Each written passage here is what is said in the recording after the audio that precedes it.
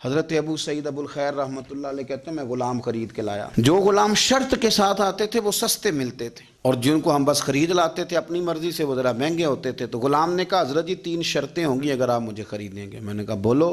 کہنے لگا پہلی شرط یہ ہے کہ میں سارا وقت آپ کی بات مانوں گا، پر اذان ہوگی تو پھر میں کسی کی بھی نہیں سنوں گا، پر میں جانوں میرا رب جانے. میں نے کہا قبول ہے. کہنے لگا دوسری شرط یہ ہے کہ دن کے وقت بات مانوں گا، رات کو نہیں مانوں گا. میں نے کہا یہ آرام کرنے کا عادی ہوگا، نیند زیادہ آتی ہوگی، بعض لوگ زیادہ سوتے ہیں. میں نے کہا ٹھیک ہے. اس نے تیسری شرط یہ کہی کہ بہت سارے جگہوں پہ لوگوں کے زیادہ غلام ہوتے ہیں تو ایک کمرے میں 5-5 6-6 لوگ رہتے ہیں. میں کمرہ علیحدہ لوں گا اکیلا، ٹوٹا پھوٹا دے دیں، پرانا دے دیں، کسی حویلی کے پچھواڑے دے دیں، پر کمرہ میں الگ لوں گا. کہتے ہیں میں نے کہا یار یہ بھی قبول ہے. میں اسے گھر لے آیا. میرے دل میں تھوڑا تھوڑا کھٹکا تھا کہ یہ کہتا ہے میں وقت پر نماز کے لیے جاؤں گا، کہیں کام چوری نہ کرے، لیکن فرماتے ہیں یہ تو کام دوسروں سے زیادہ کرتا تھا اور توجہ سے کرتا تھا اور ذوق سے کرتا تھا. 2 دنوں کا کام 1 دن میں کر جاتا. فرماتے ہیں ایک رات کسی مجبوری کے لیے مجھے کوئی پیغام آ گیا، کہیں جانا تھا. میں اور میری اہلیہ اٹھے، حویلی کے پیچھے ایک پرانے کمرے میں وہ رہتا تھا. جب ہم اس کے قریب سے گزرے تو اس کے کمرے کی عجیب حالت دیکھی کہ زمین سے آسمان تک نور ہی نور. ہم نے جب کان لگا کے سنا تو وہ رو رہا تھا اور کہہ رہا تھا مالک میرے ذمہ نا میرے آقا کے بھی حقوق ہیں، اس لیے میں سارا دن تیری عبادت نہیں کر سکتا، صرف رات کو کرتا ہوں.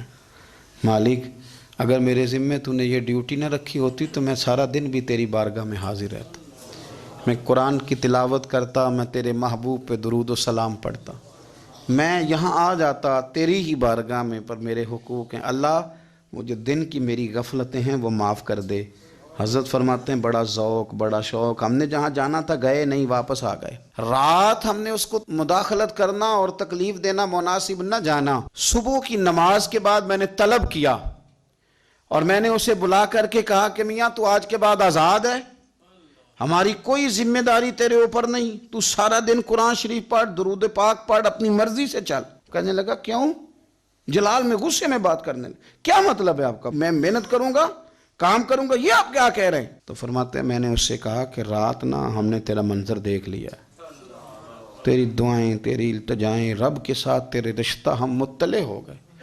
کہتے ہیں ہم نے یہ کہا تو اس نے آسمان کی طرف دیکھا، پھر نظر جھکائی. کہنے لگا مالک تو نے تو راز ہی کھول دیا. یہاں لوگوں کی جعلی کرامت مشہور ہو جائے تو وہ کمائی نہیں کرنی شروع کر دیتے، تویز دھاگے کی دکان نہیں چل جاتی.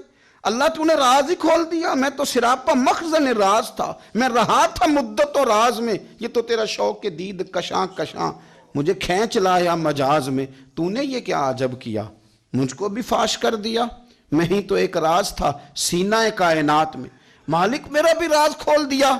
اور پھر کہنے لگا اللہ یوں نہ کر، تیرے میرے پردے ہیں، ان پردوں کو نہ کھول.